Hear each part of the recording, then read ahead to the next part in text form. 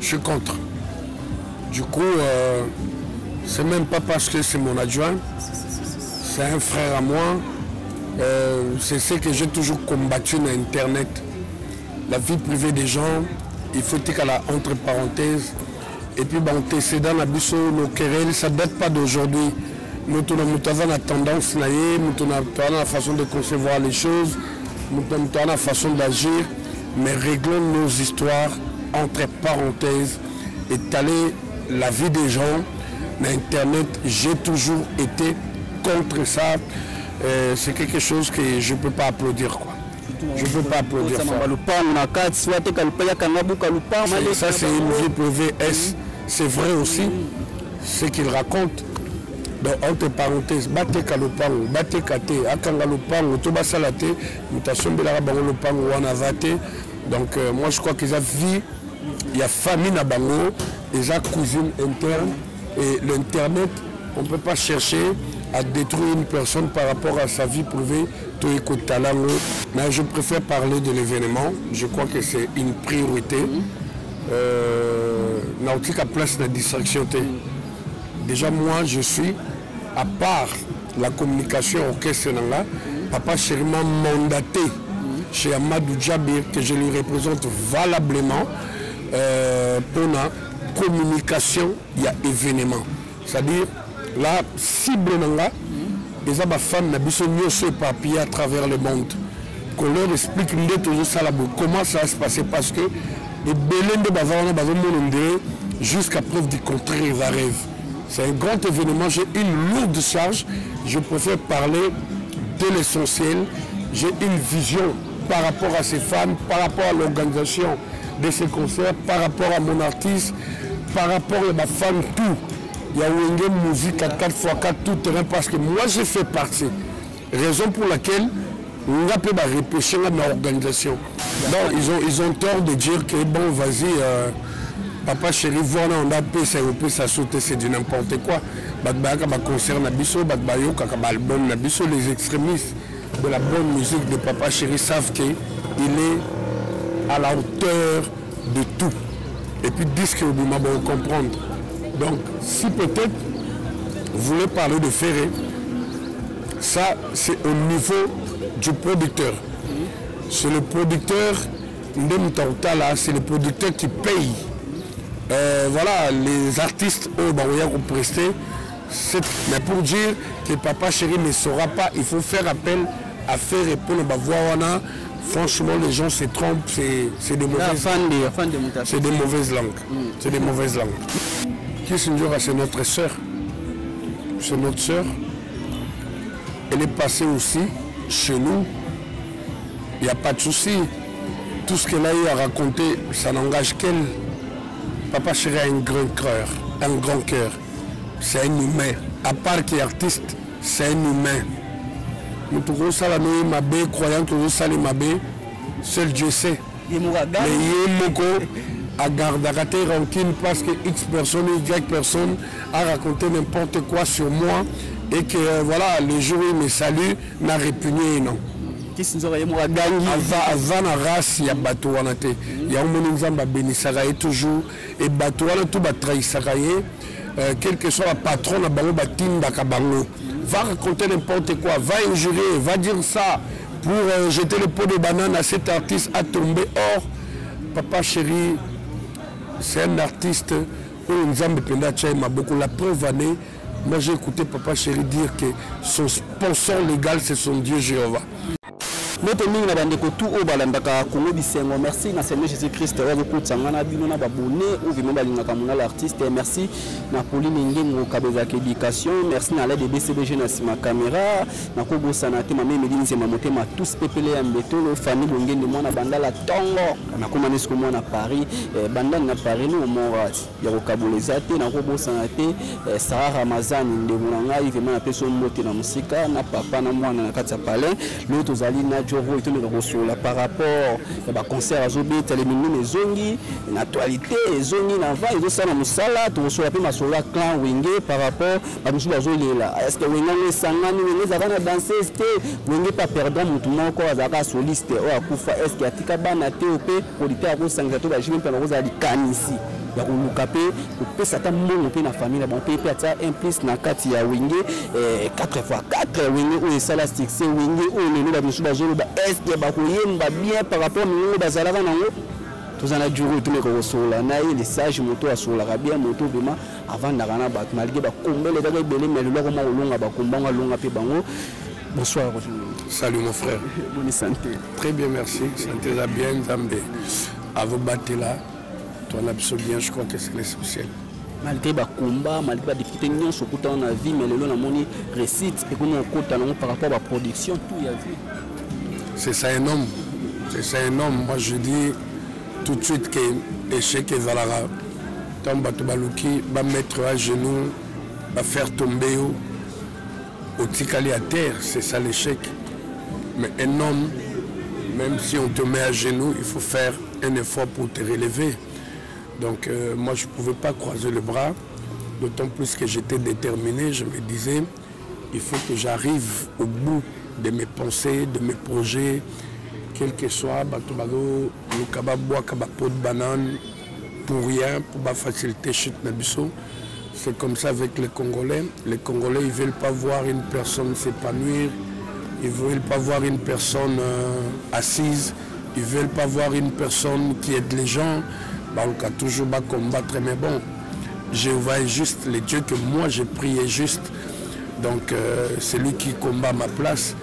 Et quand tu mets ton Dieu en épreuve, il y a des combattre pour nous. Peut-être qu'il y a des difficultés. Il a autant comprendre beaucoup de choses, mais après, il a achevé. Donc, moi, je dis toujours, on a tiré sur moi, mais on n'a pas pu avoir mon âme. Donc, ce qui fait que je suis là, battant que je suis. Je continue à faire un effort pour que je sois assis et puis, on a réalisé ma rêve le plus fou, quoi. Merci. Mais l'idée où on a payé ça à kermesse, vous avez une idée qui est produit bateau, le boss qui est produit bateau, le boss qui par rapport les menus les alaka ils ont un succès va terrible pour sango, mais tout le monde côté un changement au moins au eximbi par rapport à la kermesse. Ouais. Moi je m'étais dit la Zalaïna on a branché à voyage, il y a facilitation, il y a octroi, il y a visa. Ça s'est passé très bien. Et jusqu'à la dernière seconde, ma partenaire, on a travaillé dans le congolais. Il veut tout avoir à la fois. Il veut enjamber les étapes. Nous,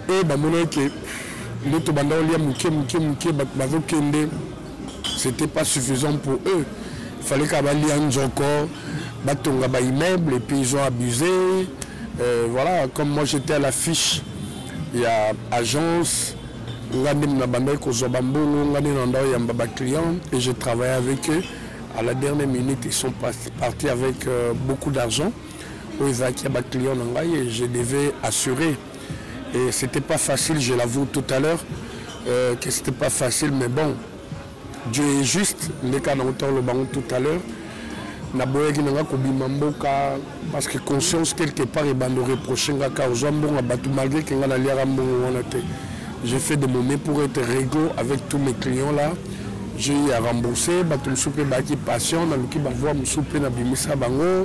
ces gens-là sont partis avec cet argent, je les souhaité bonne chance. Mais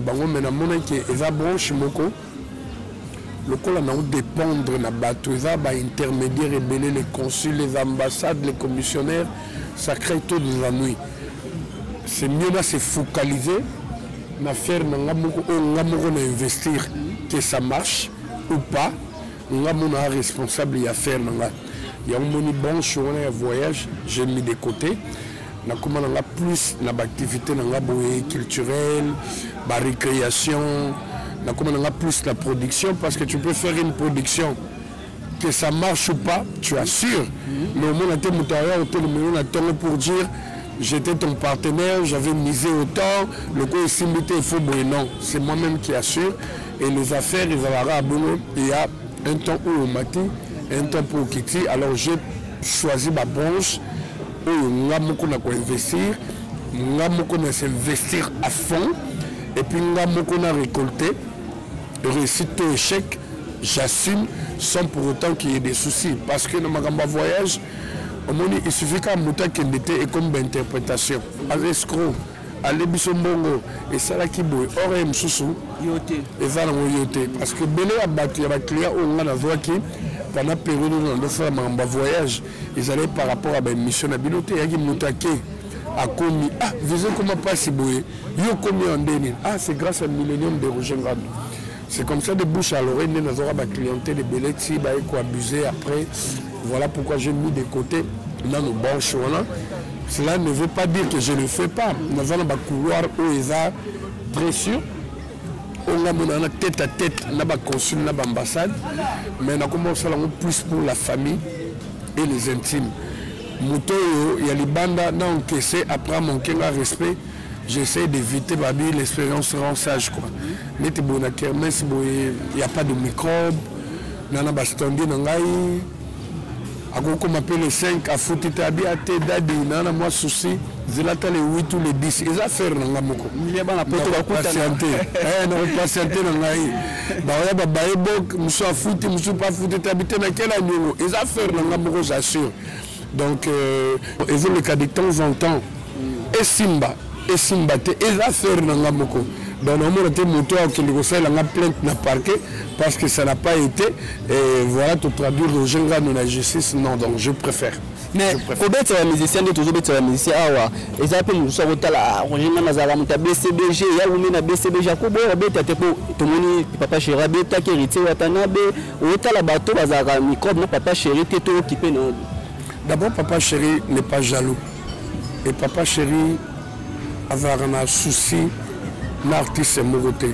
Et c'est un artiste qui se prend en charge. À l'Ingrandé va manquer de respecter. Quand tu commences à lui manquer de respect, pour rien, parce que lui il respecte tout le monde. Là maintenant, au monde, la façon dont il se réserve envers toi, il comprendre que ça ne va plus, ça ne passe plus. Maintenant, ma business, il n'est pas jaloux. Il n'est pas jaloux. Je fais jouer mon jeune frère héritier ici. On est sur Colonel Ebea, en face de l'IFASIC. Mais papa chéri a bêté non loin. Il y a Kermesse. Si on a un patron, on a un problème, on a même suspension, etc. Mais avec qu'il business, lui-même il ne peut pas jouer pendant 3 ans, à chaque week-end. Ça va aussi fatiguer. Dénoncer à kiosque, ça va fatiguer les fanatiques, ça va fatiguer tout le monde. Et puis il y a un contrat et que il faut tout caler date. Donc ce qui fait que les artistes vont défiler, na bango. Papa Chelson a besoin de remplir les conditions, il va venir étant le pari, il y a Millennium. Mais cela ne me donne pas l'excès des ailes. Oui, ça là où moi je travaille, s'il y a un artiste à combattre un patron de l'AI, pour l'AI n'a qu'un engagement pour que là c'est abusé. Il y a mais conscience dans l'AI parce que une personne qui travaille à Mamayemu à la polyclinique dans mon quartier. On a une polyclinique. Donc d'abord c'est mon travail, c'est le principe du jeu de mon travail. Il faut respecter pour moi et sali polyclinique et où ta place on a la salle pas papa chéri. C'est-à-dire où ta maman y est place on a la salle et en s'organisant il y a des salaires, il y a des avantages, etc. On a créé polyclinique. Parce que polyclinique, et ça la tête et comment combattre maman et ça c'est abusé. Et bien ça peut battre mon sens. Non, c'est abusé. Donc ça veut dire que l'artiste est mieux il y a un microbe. Franchement, il ne faut même pas réfléchir, il ne faut même pas rêver une seconde qu'on a contacté Yaya Robert Awa. Donc, je vais travailler avec les artistes qui sont gentils, avec mon patron, qui n'ont pas de microbes avec mon groupe. Oh, dans la relation, il y a bien na boss là, oui, ça passe sans souci. Ça passe sans souci. Je l'ai vu évoluer. Là, on a baigné un petit filé. Fixe-moi, le mois de mars, je suis full. Avril, mai, je suis là. Il n'y a pas de souci. Merci. Grand prix trivial, on a les Limba. Le Baïda va venir, donc Voilà quoi. Mais il n'y a pas de problème avec l'artiste Yamboka. Et puis là où il joue, il cartonne. Pourquoi pas? Parce que vous peut que n'importe qui qui de célibataire dépense voilà, excessive. Après, vous récoltez rien à la porte. C'est de n'importe quoi. Pour un artiste, c'est rendement et vous allez bien de façon que capital na biso on a tout gardé et ça que tout produire peu orchestre monsieur par rapport il y a recette de continue nini to yemo ça cacher le président artiste. Moi j'aime pas ça. Moi je donne mon cachet la salle pub la plupart peu au monde à concert dans les bétarières à 100%. C'est pour des instruments, la lumière, podium, l'organisation du concert, le cachet, la pub, tout. Après ça va cacher dans là, dans la charge que ça marche ou pas, on va assuré. Donc je ne veux pas qu'artiste n'a pas comme la bêta qui ça n'a pas été, ou bien voilà, bon, je peux savoir par rapport au nombre de billets dans mon acquis public et ça qui est des microbes. Non, je préfère parler avec l'artiste, la PC caché et puis moi j'organise le reste. Merci de continuer la histoire de Kotiko Mamba Wenge par rapport aux la Mamba et les Minions. Je vais mener Mokapé Mouani par rapport à la clan Wenge au Sangani au Batoye Pessamon Moutumbu, Transfert de Nimate, clan Wenge, Tondi Sal, vous avez une stratégie belé. Machin Moussakatika, vous avez un poteau, Wenge, on va baisser la chéra bétara yé rançon yé moko. Parce que la stratégie n'est pas de ça là, où vous gagnez les bateaux, vous tombez ça. Il n'y a pas de stratégie à faire. Beaucoup de stratégies, 4x4, tout terrain. Franchement, ils ont événement du siècle. Donc, aujourd'hui, c'est un mécanisme peut-être au niveau de l'organisation. Parce que moi, je me dis, ils arrivent, il y a Congolais, tout, ils arrivent, il y a communauté. Ils arrivent, il y a étrangers, tout. Au bazar qui accro la musique, il y a Wenge. C'est-à-dire que c'est sans effort. Peut-être on va plus se baser sur l'organisation et les cas bien, qu'il n'y ait pas de microbes, qu'il n'y ait pas de blessés, sur les cas bien, mais il n'y a pas de stratégie, il n'y a pas de grimace à faire. Et ça, événement où tout le monde va s'attendre comment ça va se passer. Et là, déjà, je te dis, les brasseries sont en train de se bousculer pour avoir ces marchés-là, laisse tomber Mouna. Et à coup, donc, public déjà va fixer que ces jours-là, il faut te rendre ascenseur dans le groupe où on a l'élo et se sacrifier des jeux. C'est là que tout le monde a poto. Moi, vous avez des fanatiques, mais belé, Roger Nanda, Tikali, Bamissia, Baye, puis Bamissia, Sirène, la Soboye, bon, inter. Batbamon a binoté, ton Roger Nanda, il y a Roger Nanda, Batfamon a Roger Nanda, c'est quoi? Papa Chirazanakin, oui, Razaranakin, tu évites, Fassoana, Batbamon a Rabon, il y a des concerts, est-ce que Batbaoya, les sous-soins est belé. Batbaoya, parce que je t'ai dit, déjà, ma concert au bus au Betaka, les gens viennent à un coût élevé. Le président Ouerasson, pareil, le président Adolphe Dominguez, pareil. Donc, c'est pour dire que Wenge, Ezara Wenge, et Otika la Wenge. Bango individuellement, on a un coût élevé. S'il faut tirer la couverture de notre côté, il n'y a rien à dire. Pour Bouye Bibouna. Vous cherchez toujours un point faible pour s'accrocher dans l'eau. Tout ce qu'on fait de bien, pour vous, ça ne vous concerne pas. Vous êtes là, artiste n'a failli moko pour botter le mélaphère, devoir de propulser l'artiste. Comme je t'ai dit tout à l'heure, individuellement, ça va full bongo. Et les gens ne s'attendaient pas parce qu'il faut que je te dise, déjà la dislocation, il y a groupe, il y a de ces administrateurs, il y a parmi les anges adorables, il y a un ça créait un creux. Première étape, il y a là qui Amadou Djabir, c'était déjà de réunir ces artistes autour d'une table, ce qui n'était pas facile. Il a réussi son coup et le commis exemple dans la famille, exemple dans la communauté, ça ne sert à rien. Voilà, tout ça l'a divisé. La moindre des choses, le Congolais, il faut bannir le tribalisme, etc. Tout ça l'a uni pour l'évolution de notre pays. Ici déjà Kouana.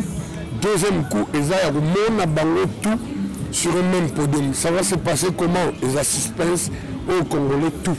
Aux étrangers, toi, voilà qui fan.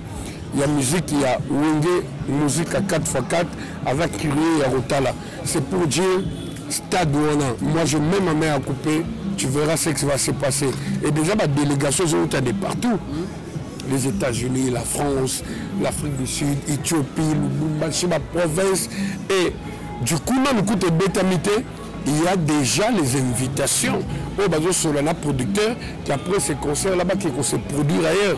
C'est pour dire que ça chaud, ça sera chaud, c'est chaud, c'est chaud. Déjà vous me ramenez gymnastique, il me remonte à 10h, 11h. Mais stade où on est. Mais vous avez bien nous avons continué à comment votre émission par rapport à honorable Zakari Baraba, je ne sais pas à monter à ça là comme événement peut-être on bêta à tout le dosso à tenir ça bâtige mais le moment on compter le soukran où on a habité sur les tonnes ça jamais table sangi si bateau ici ba vie ba cool. Mais je préfère parler de l'événement, je crois que c'est une priorité. Nautique à place de distraction. Déjà moi je suis à part la communication orchestre là, papa Chéri m'a mandaté chez Amadou Djabir que je lui représente valablement pour la communication, il y a événement. C'est-à-dire la cible là, les femmes n'a pas mieux se papier à travers le monde. Qu'on leur explique comment ça va se passer parce que les bélènes de Bazarana jusqu'à preuve du contraire ils arrivent. C'est un grand événement, j'ai une lourde charge, je préfère parler de l'essentiel, j'ai une vision par rapport à ces femmes, par rapport à l'organisation de ces concerts, par rapport à mon artiste, par rapport à ma femme, tout. Il y a une musique à 4x4 tout terrain parce que moi j'ai fait partie. Raison pour laquelle on a pu repêcher dans l'organisation. Donc, dès que monsieur peut signer un contrat, les gens ne pas signer un contrat, on a fait 50% à faire, 50% avant l'événement. C'est comme ça, je crois que c'est une priorité. J'ai une lourde charge côté communication. Il y a événement, le reste, je mets un peu de côté. Quoi. Merci Totali. Et là, moi, je suis Wenge et Totali, la fan de Atamoko ou avec Moko na Kata Wenge, le que faire ego la phase à l'ana pour JB à tête ou en dehors de Nzembo et Belé na Kata Wenge. Ando kitate ba misu bando kitame abivuana nenge pesa ba tiers sana mendeti melo eko pesa les sous te faut faire azala na habité par rapport à maloba ya nani. Non, ils ont tort de dire que bon vas-y papa Chéri voilà on a pesa au pesa sauter c'est du n'importe quoi. Bakbaka ba concert na biso bakbayo kaka ba album na biso les extrémistes de la bonne musique de papa Chéri savent qu'il est à la hauteur de tout. Et puis disque que vous m'avez comprendre. Donc, si peut-être vous voulez parler de Ferré, ça c'est au niveau du producteur. C'est le producteur, c'est le producteur qui paye. Voilà, les artistes ont presté. Cette question, je crois qu'il faut lui poser à Sabino qui l'a pris, qui n'a pas pris et quelles sont les raisons. Il y a Chouanaye, c'est lui qui paye, c'est lui qui organise, c'est lui qui fait le tout. Moi je suis très mal placé pour parler d'un artiste quelconque ou Y artiste. Mais pour dire que Papa Chéri ne saura pas, il faut faire appel à faire répondre à Bavoana. Franchement, les gens se trompent, c'est des mauvaises langues. C'est des mauvaises langues. C'est des mauvaises langues. Merci, tu vas continuer à biso, na Roger Ngamble, ça, tu vas sur la biso, Mambaka, Wenge, Mabatmusu, Balobi, Pepe, Wenge, la perte d'Akamutumo, Balara, soliste, est-ce que Baboulukapé, Atambo, Nae, Wanaso, la petit concert, Atasso, Bako, Talataba, Nae, soliste, moi, Koufou, Nakabana, Bazara, mais moi, pas aux angles, Babino, danser, c'est Bazara, mais tout le monde a bon, ok. En matière de danser, c'est compliqué, Babassi. Tala baton où ici c'est séparé belé pe batika na poto babala babota bana est-ce que mibali na bango na tu sais nous ce cas moi c'est bimé déjà dans le monde il y a célébrité après au casé au stabilisé c'est difficile de lâcher sous azonga na monde wana bazua et puis poto ebi ba engagement est belé boîte postale et belé pe bakoma ko sala M sous grosse rappel permission na boulot et simbité donc côté les femmes, les danseuses, je me réserve trop. Je me réserve tout par rapport à l'engagement parce que la plupart, on a tout, l'engagement, la bango, etc. Donc c'est vraiment compliqué, mais oh, vous allez dispo. et que vous avez en contact avec le producteur. Pour la cacher, il faut cacher dans bango. Il faut aller travailler. Le cachet là, on ne donne pas parce que vous allez qui dans groupe, même si tu ne travailles pas, il y a des pressions. Le producteur n'a pas l'argent pour jeter en fait. Et ça, tout il y a qu'on prester, il y a caché par rapport à la prestation. Est-ce que tu comprends? Donc, par rapport à la prestation, c'est pas que bon, comme tu as fait partie du clan, si tu ne viens pas travailler et que bon, quand tu as tes droits, non. Ça maintenant c'est au producteur de voir et puis l'administrateur, on s'est réunis peut-être, bon, c'est quand même un événement du siècle. Ils ont contribué à groupe. On peut faire quelque chose. Donc, qu'on fasse ça, la famille, l'enveloppe, ça c'est au niveau de l'organisateur. Moi je suis mal placé pour parler de ça. Merci tout aussi à la émission. Question moi pour aussi à la émission. Mais tout le monde papa chéri a voyagé dans la Guinée, tout le monde présence à qui Sinzo Ramoto lelo a critiqué papa chéri moi mingi bazakana ne connaît ça na lina. Mais papa chéri ndetse dans monter manon limbi sabato ayambi très à l'aise. Tout le monde hôtel vidéo ne salle blondine. Kissinjora, c'est notre sœur. C'est notre sœur. Elle est passée aussi chez nous. Il n'y a pas de souci. Tout ce qu'elle a eu à raconter, ça n'engage qu'elle. Papa Chéri a un grand cœur. C'est un humain. À part qu'il est artiste, c'est un humain. Nous pouvons saluer Mabé, croyant que nous saluons Mabé. Seul Dieu sait. Mais Yemoko à garder rancune parce que X personne, Y personne a raconté n'importe quoi sur moi et que voilà, le jour où il me salue, n'a répugné, non. Avant la race, il y a bateau en été. Il y a un monde qui bénissaraye toujours et bateau en tout trahissaraye. Quel que soit le patron, la bango batim d'akabango va raconter n'importe quoi, va injurer, va dire ça pour jeter le pot de banane à cet artiste à tomber. Or, Papa Chéri, c'est un artiste où nous avons beaucoup. La preuve année, moi j'ai écouté Papa Chéri dire que son sponsor légal c'est son Dieu Jéhovah. Artiste a besoin de combattre pour nous amener un sponsor. Donc à au monde on combattre, on continue à toujours bénir. Il y a un blablabla on a calculé. La preuve année, la télé n'a pas besoin Papa Chéri à la honte. A une sanga bijoroi, pour me faire finir là affecté là, faut faire un nouvelas. Pour la crone novelas. Donc quand tu peux donc combien terre à novelas, on finit ou on est choqué. Mais ce genre on a novelas té, donc on a toi qui parle. Depuis ma bande on finit jusqu'à nos jours, il est resté le même. Il est resté l'artiste le plus sollicité, l'artiste le plus envieux, l'artiste qui s'est produit partout, à un coût élevé, évolué depuis la salle bisque jusqu'à aujourd'hui, la bisque.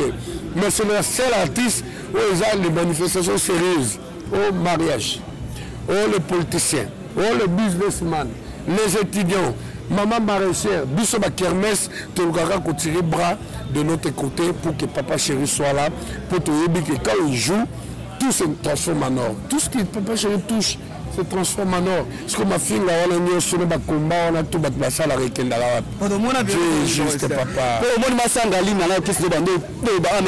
Kisizo waye moko na mona lela bina zonga na papa na nga batbando ko sangai siko moji be pali bana mo wale ka finga jour à côté la Papa Chéri à Toubeli. Est-ce que Papa Chéri va na taille Rolanda maramnete wana Kisizo wane ndebona biso il y a pas de problème ba ingé wana ils ont engagé na ngoka yé un petit peu batinda raye mais lelo na bato batinda raye na yé moko le fait de voir Papa Chéri dire que c'est la personne que j'ai cherché na zongi na papa na ngai Moni wa wenge ambri banado aujourd'hui mon la team a mis c'est pas toujours mais le de mon la ndebo kende le c'est que album non la Papa Chéri to kasanga na totalement na wenge kasser zaté nous voyons que les gens ne se trompent pas. Attendez de bêta ensemble, quelles que soient les invitations au bando que bêta, nous tournons tout par-ci par-là. Nous avons des devoirs envers l'orchestre. L'orchestre est le président de la maison mère, le président d'Off de Minguez, Blaise Boulez, la pondération, Papa Chéri P, Azana groupe Naye, Mutuna Mutu, Azana groupe ne formule ou ancienne. Basangisi bango rien que pour la prestation et donner un cadeau la communauté la bisonio so ba rêver à faire wana mais après mutuna mutazo la engagement et la preuve année on a un engagement le 30 aujourd'hui par invitation présidentielle. Il y a président guinéen Papa Chéri et ailleurs il est allé voilà donc c'est pour dire mutuna mutazo la masolo naé après concert après mutuna mutazo la activité naé donc ça n'a rien à voir quoi. Mais quand on se connaît par rapport au biquet, il y a la mode de beaucoup de place à descendre par rapport à l'organisation, il y a une dose dans 4 mois. Vous récupérez 140 de quota, vous récupérez qui s'ils ont par rapport à la promotion. Mais jusque là, j'ai vu 140. 140, je peux confirmer pour qui s'ils ont un nom encore.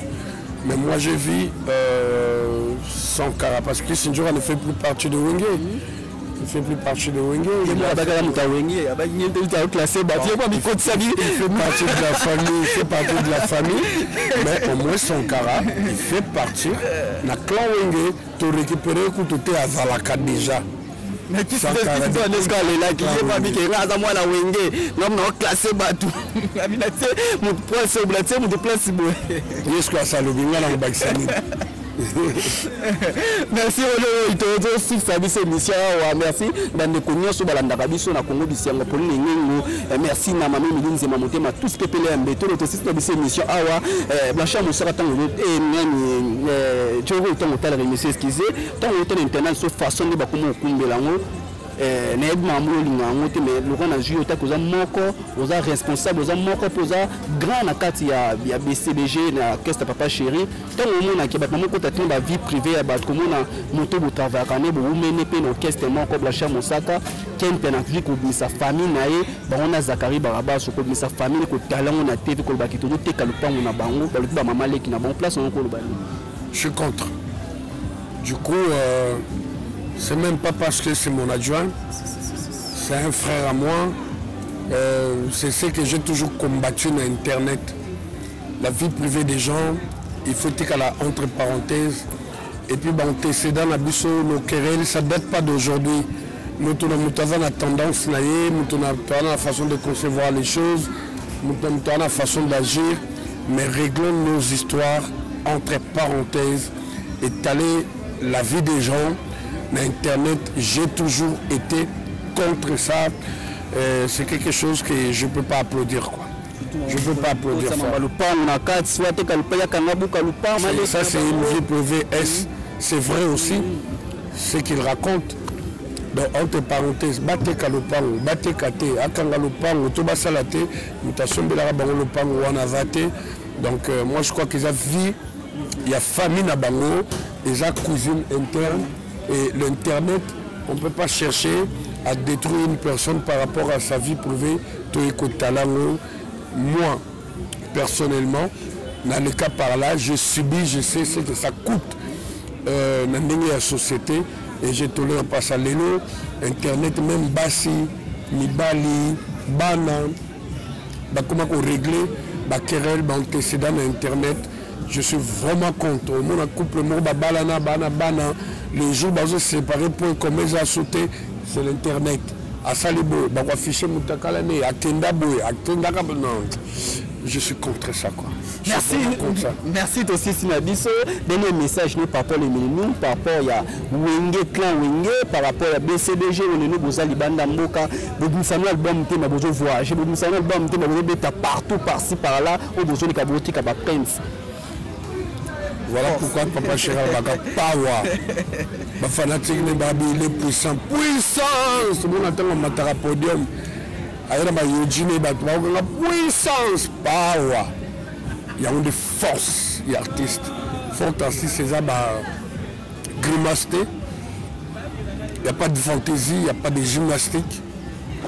Il y a un moment où l'artiste avait prôné pour les œuvres. Un artiste doit vivre des œuvres.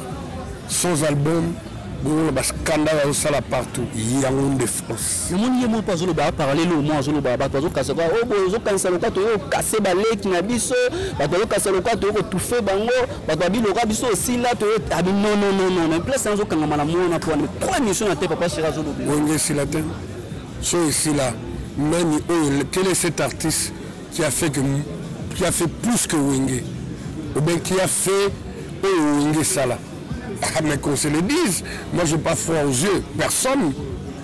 Wenge et Kabola, le monde entier en deux.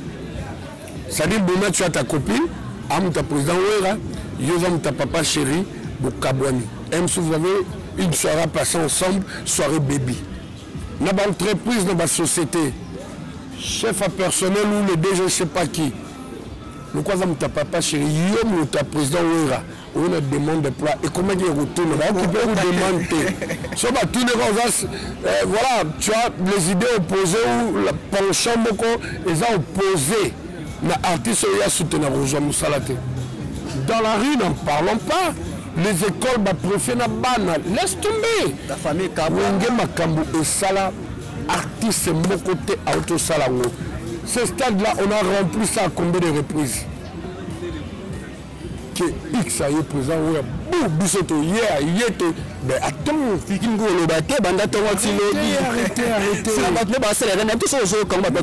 l'histoire t'oubliera. Mais tout ça, l'internet, on a cité nous aujourd'hui, on va comparer un Fali pour pas habiter. Arrêtez vos polémiques bêtes. Arrêtez ça.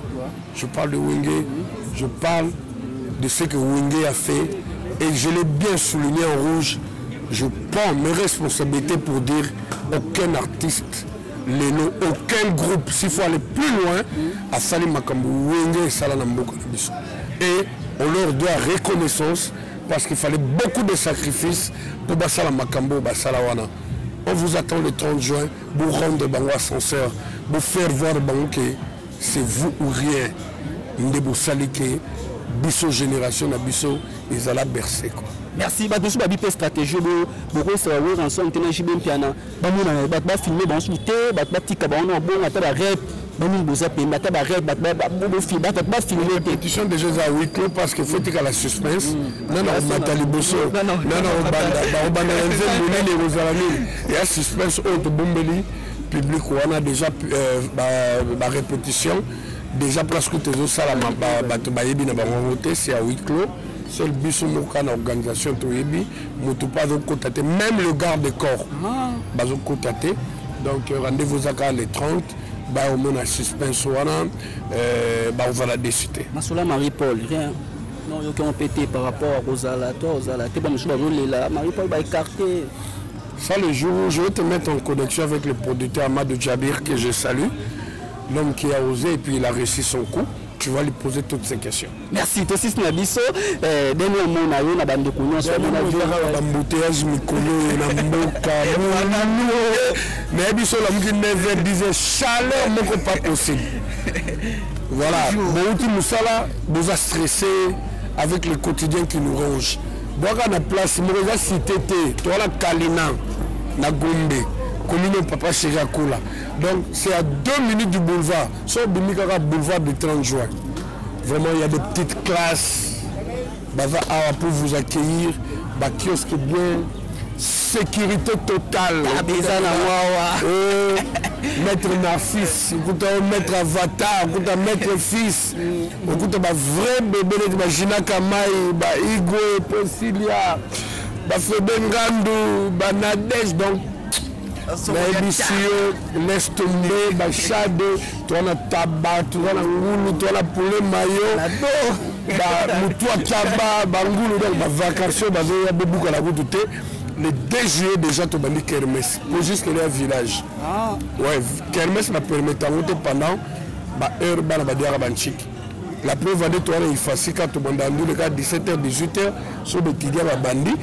Tout le monde lobby ko betsa pe nani pe jo a braza o ko betsa pe a maintenant en contact déjà il m'a dit Roger traverse on signe le contrat je suis prêt à venir lorsque j'ai ma surprise à Kermès parce que le 2 juillet jusqu'au 5 août pendant 2 mois on est à Kermès chaque week-end, on va aller très loin même au Mali. On va aller au voir. Mais entre-temps, on a un village jusqu'à la fin du mois de juin. juillet, août, tu vas dire kermesse, le 5 septembre, le roi Nchike Ezonga, toujours sur le village. Donc, bana poto, bongo zoba kiosque na bino. Bozo ya récréation rande bolingaka. Oh, zala dessine moi sa poto. Oh, papa bana deseva yo na mikili. Awa ba vridjo ba oya. Toujours na ba vrai bébé na biso ba bio. Je vais te balaka. Ba bio. Baba les autres ma carte de visite, ma businessman bazoya, donc on appelle boulot, on appelle les balles. Donc ma ramte aliawa, ba stress le minute quotidien, journée mon bavo quand tu parlais, on aime sur le moi c'est moi rajoyer le tout, ce qu'on commis, le canard papa, j'avais na yo, au CPL Simisu. Après stress on écoute on ndako. Ma bouchon, et ça on conduite mon boulot. Sentiment baisse parce que tu ne sais pas bien conduire. Viens, tu restes sur point vert. Là-bas, il y a bien bouteillage ici, le zongi. Donc, tout ça, on va la colonne et Béa. En face de l'université Fasik, non loin du boulevard de Tondjoa. Contact la biso pour la Bamber, la biso Miki, les Balingabas, au kiosque na bango. Ils ont 099 99 074 20 099 99 074 20. C'est mon numéro privé. Et après sur WhatsApp, contactez-nous. Merci vraiment. Merci beaucoup. Toujours. Ah non, c'est le conseil à papa chéri. Donc, c'est balaté, le conseil à papa chéri, toujours les gens au coup de la musicien, tout hérité, il y a beaucoup de musiciens. Par exemple, ça polémique. La musicien papa chéri, au coup de la banque, la musicien, tout l'orchestre, au coup de la banque. Merci d'aller de BCBG, merci d'apprécier Ibo, la catalogue à chéri, babi, sur le yé, stand au Vandanao, il y a le cas, sur le coup de Taraka, il y a un panzé, il faut sentir moi ça pembe. Il y a une zéro minute, mais il faut sentir taille catalogue. Après, tout le monde sur Tabala BCBG, qu'on a pour nous merci à Pomenge, à l'aide de BCBG, Guilaine en montage, Marie le Sadi qui tout le monde a même Zimba, sur la boîte à eau, l'unité sur la publicité, nous remettons sur les cas, bien à mon nom, qu'on le dit, c'est nos entours, c'est nous, c'est la traite qui tout. Merci.